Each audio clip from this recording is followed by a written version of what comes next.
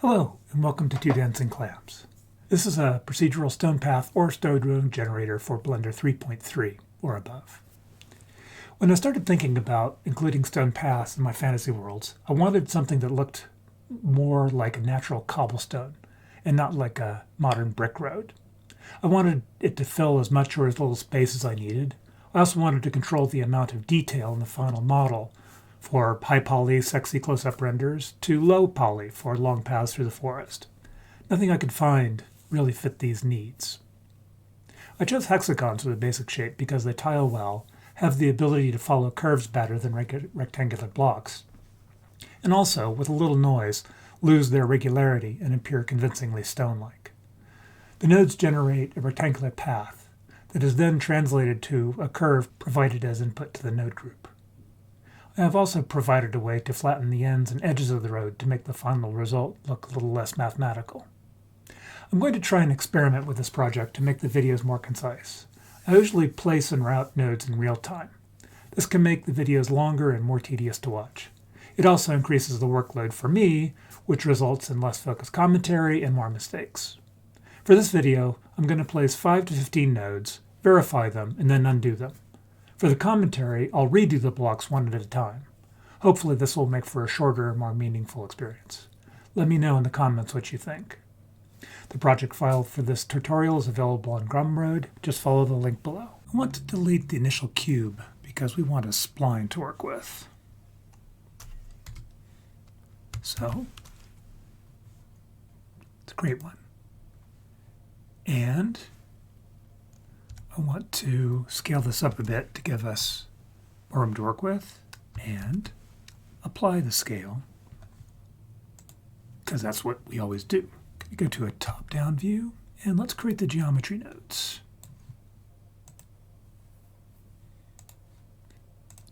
And I'm going to call this Stone Road.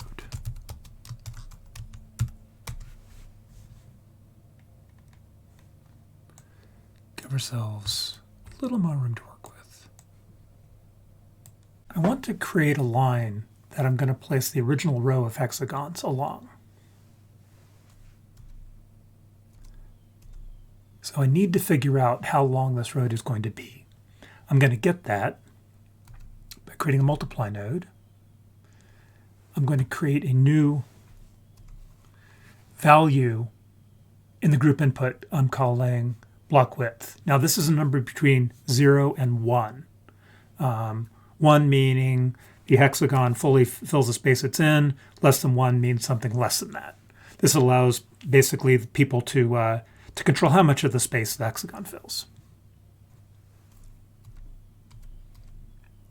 This gets multiplied by the cosine of 0.524. What I'm doing is everything in hexagons is multiples of 30 degrees, mostly 60 degrees.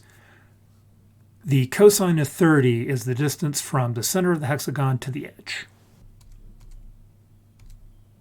If I multiply this by 2, I get the distance from the center of one hexagon to the center of another hexagon.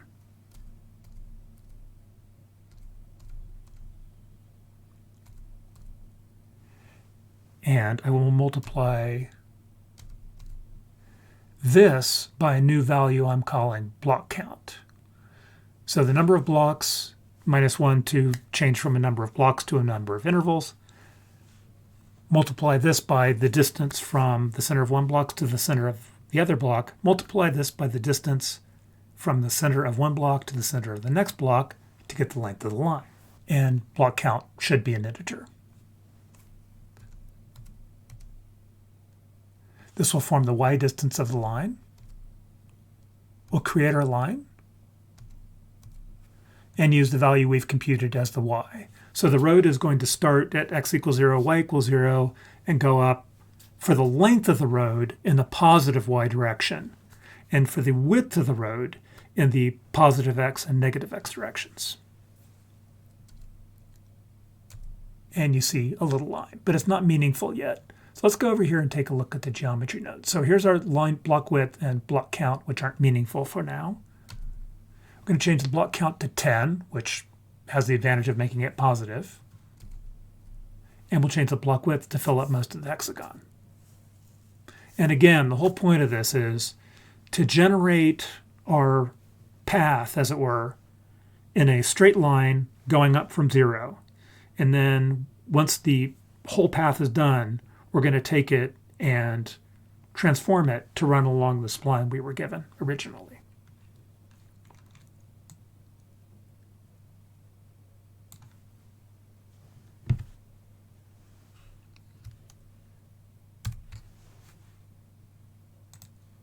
I'll use instance on points to place the hexagons.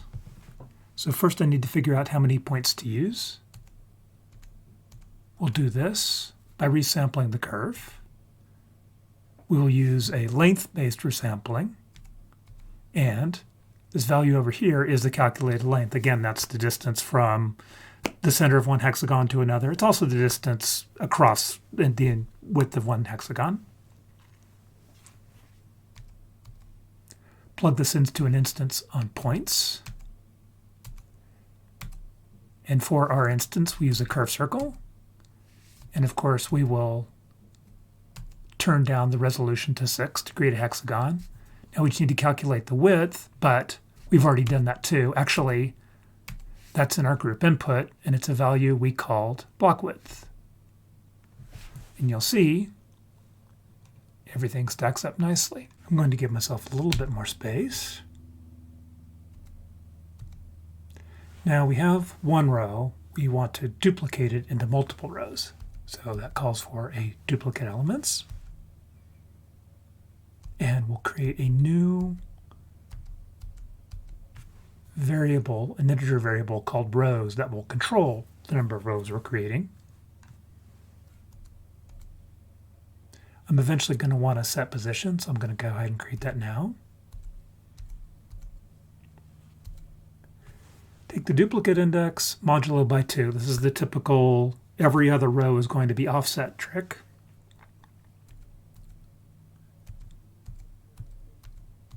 I need to know how much in the y direction each row is offset from the one next to it.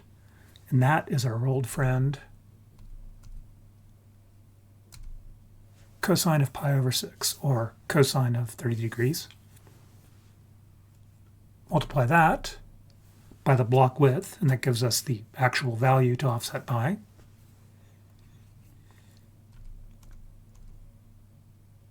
And that will form the y-coordinate. Now we need the x-coordinate. We need to know how far sideways each row needs to go. And it turns out that amount, it's also trig-based, but it turns out to be a nice round number of 1.5. That also gets multiplied by the block width to turn it into a measurement value. That forms the x-coordinate. Now we have the offset. Go back and to duplicate objects and change this from points to instance. And now, if we've done everything right, we should be able to go over here and change the number of rows and see our rows appear. And they do. This is good for a start, but what we really want is to have everything back to 0 to match up with, we'll call the beginning of the path 0. And also, we want the path centered on the y-axis. So give ourselves some room. Now I want to create a bounding box around everything so I can measure its height and width. I mean, I could calculate it, but it's easier just to do it this way. So create a bounding box. The instances have to be realized so we get real geometry for the bounding box to work on.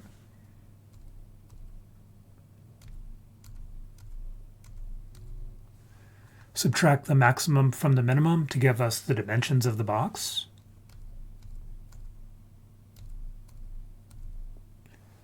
Now I used to do a lot of separate XYZ, combine XYZ, and do math on that.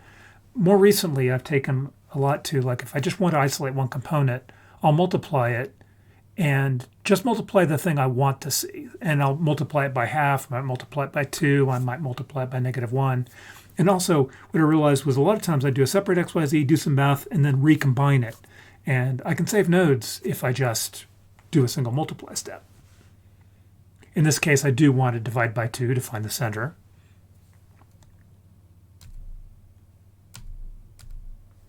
Add that back to the minimum.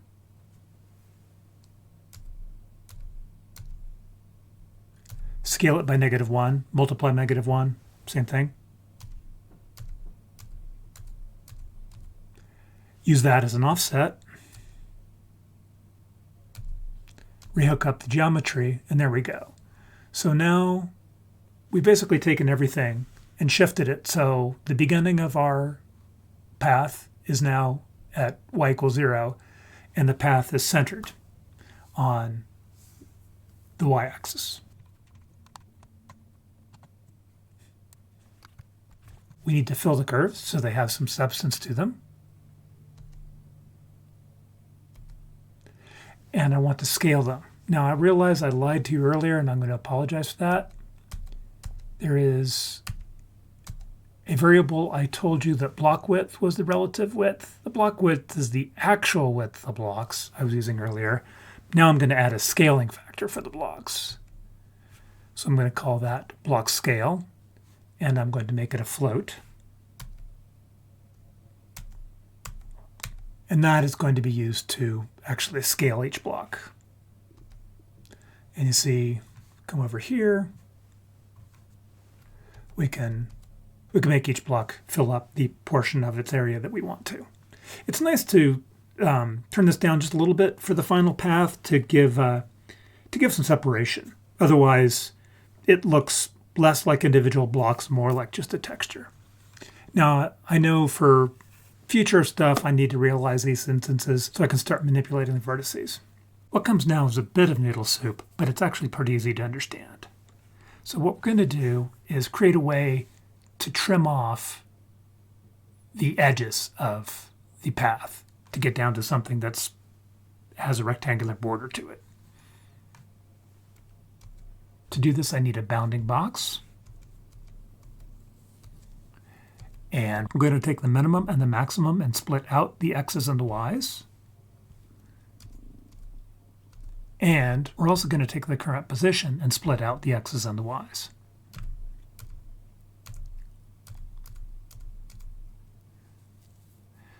Now I need to know the amount to trim by. So we're going to, because this part of the hexagon is a little bit thicker, we're going to trim the bottom and the top more. Then we're going to trim the sides. So we need to figure out how to proportionally trim each one of those. And if your sense of smell is really good, you can smell some trig coming up.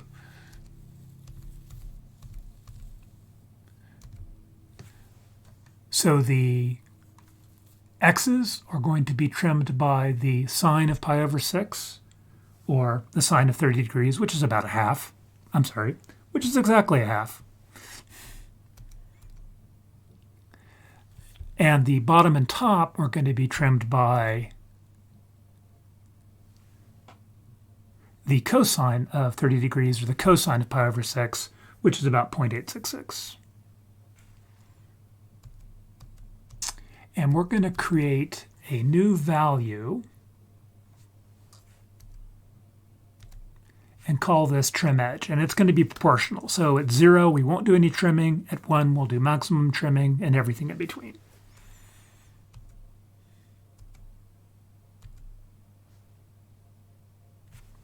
And that will guide these values. Next, if we add the minimum to this trim value, we get where the left edge will be. And if we add the minimum to the y value, we get where the bottom edge will be.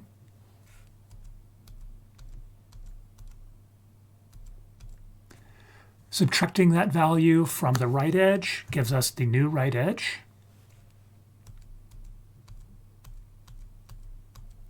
And subtracting those values from the top edge gives us the new top edge.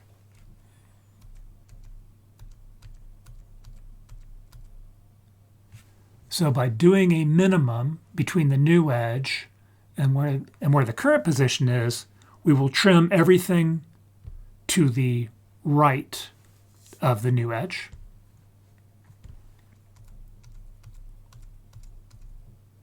And by doing a minimum of the top edge and the new top edge, we will trim that.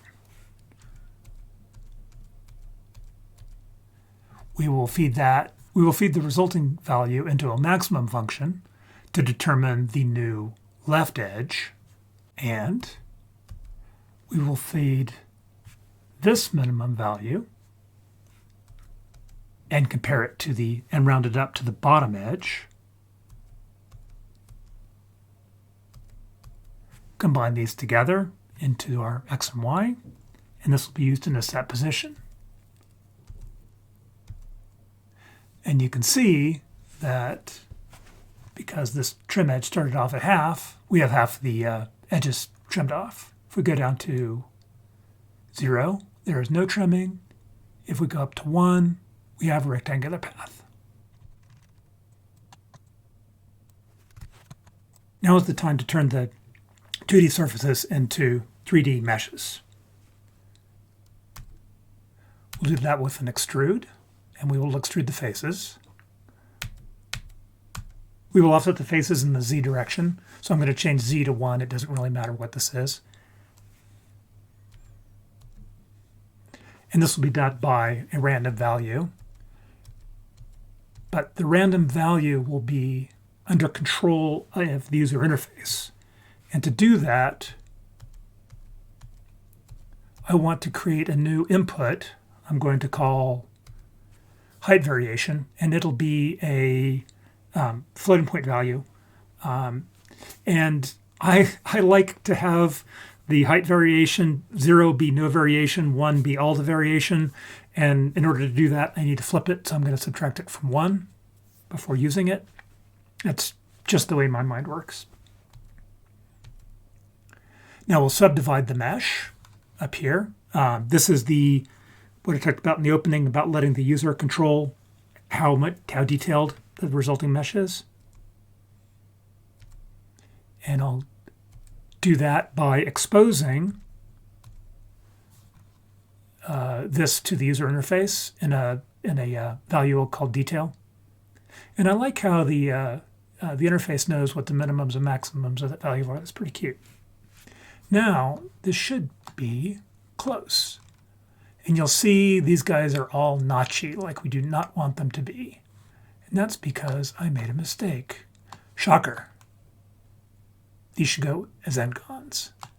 Now you can see each stone has a randomly assigned height. Fantastic. And for the time being, I'm going to set this back to 0. Go back to top view because it's most meaningful to me.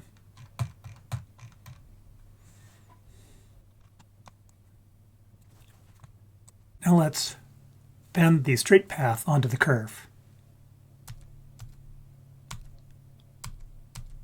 Get that out of my way.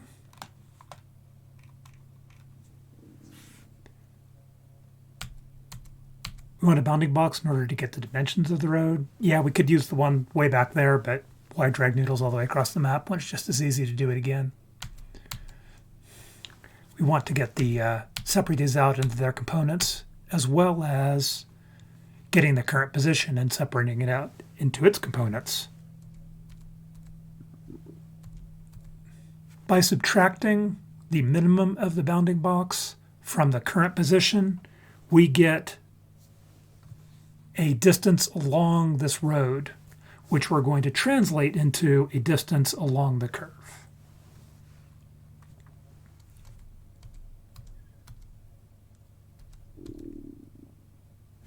Subtract the minimum and maximum from the bounding box to get the overall dimensions. Separate that out. Now, dividing this relative y along this line by the total length along that line, we come up with a value between 0 and 1 that corresponds with the position along the curve.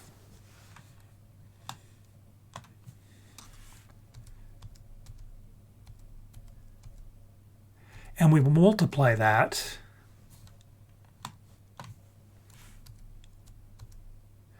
by a new value that we give to the control of the user. I call this samples.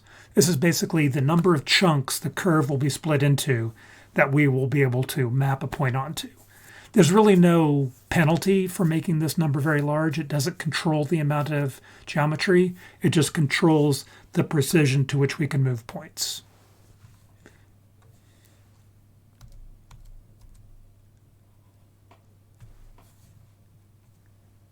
Now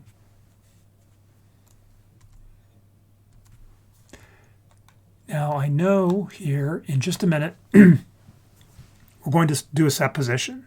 In order to do the set position, I'm going to need a point on the curve, and I'll need the normal at that point. And I'm going to get those with transfer attribute.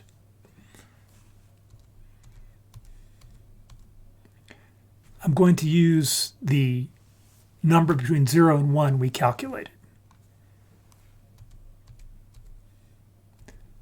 And the attribute I'm going to transfer in this one is the position. In order for us to transfer the attribute, we have to get it from the original curve. So now we are making use of the original geometry that was passed in, but it only has those couple of points. In order to make it useful to us, we want to resample it, and we want to resample it with the same number of samples that we're using in a calculation below. Makes sense. And as I said before, we also need to get the normal, and we're going to get it using that same index between 0 and whatever samples minus 1 is. Now go ahead and add in the normal. We're going to multiply this by the x value from the position. And as long as we're here, let's grab the z value too in case it's not 0. And add that. And we also want to add the position along the curve.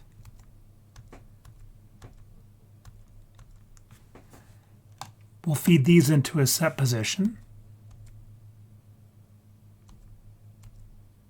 And you see we get a line. This is because samples are still at 0, so we're multiplying by that. That's no good.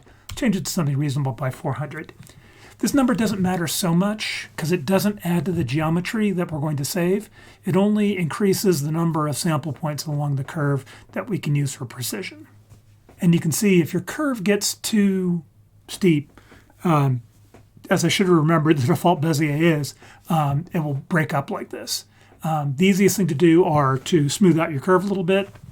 This is way curvy for blocks this big, or just turn down the size of the blocks a bit to match the amount of curvature you have. So if you have a really bendy walk, it's better to use smaller blocks. If you have a straight walk, you can use any size blocks you want. The path as it is, as hexagons, is perfectly fine. But most of the time, I want a bit of a rougher approach, something that looks more like cobblestones. So, in order to accomplish that, let's bring in some noise, and perhaps even some funk.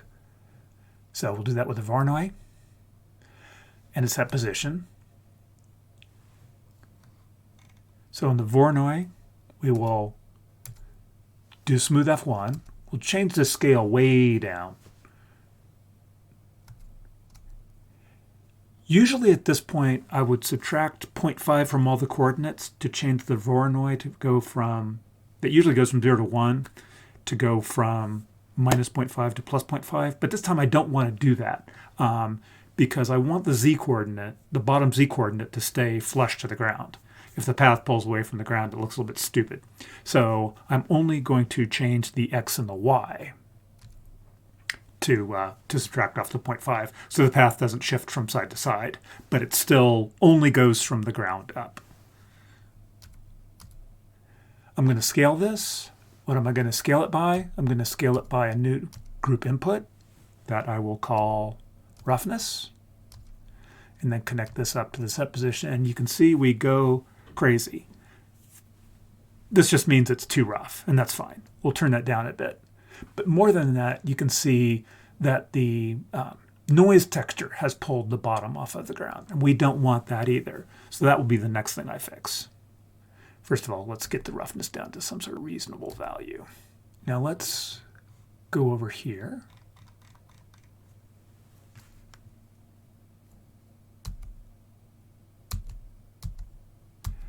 Give ourselves a little bit of room. And what I want to do is create an attribute that will mark the bottom vertices for each one of these meshes. And it's possible to do that before we start wiggling things around. So I'm going to call it bottom. And the way I'm going to tell is I'm going to compare the z-coordinate equal to 0. But it's very important that the z-coordinate is compared as a floating point because integer compare does not work for this. And what we're comparing is the position, the z-coordinate of the current position. Now if we go back over here, what we're going to do is make sure, so the noise is going to affect all of the points except for the points we've marked as bottom. So the noise is going to affect all the points except for the ones we've marked the bottom. So we want not the bottom, not the bottom. And you can see that flattened out everything quite nicely. One thing I'd like to do before closing this out is go ahead and provide a way to control the height of these. And that's real easy to do over at the Extrude mesh.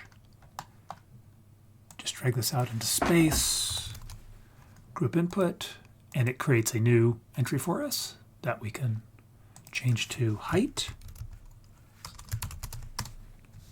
And let's crank that down a bit. I like it. Now add a shade smooth node to the end.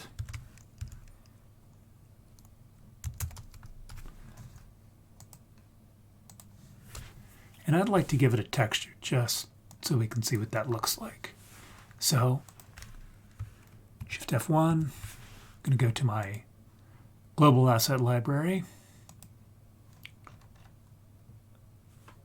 And I'm going to drag this on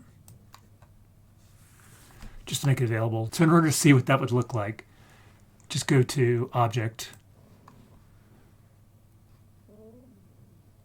Convert to Mesh,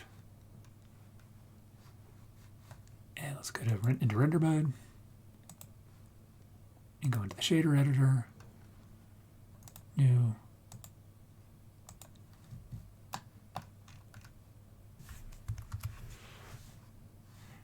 and tab, select all, UV unwrap. Tab to get back up. And that looks pretty nice. Man, I do love this path. Anyway, that's it. The project file is available for $0 and up on Gumroad. Hope you enjoyed the video.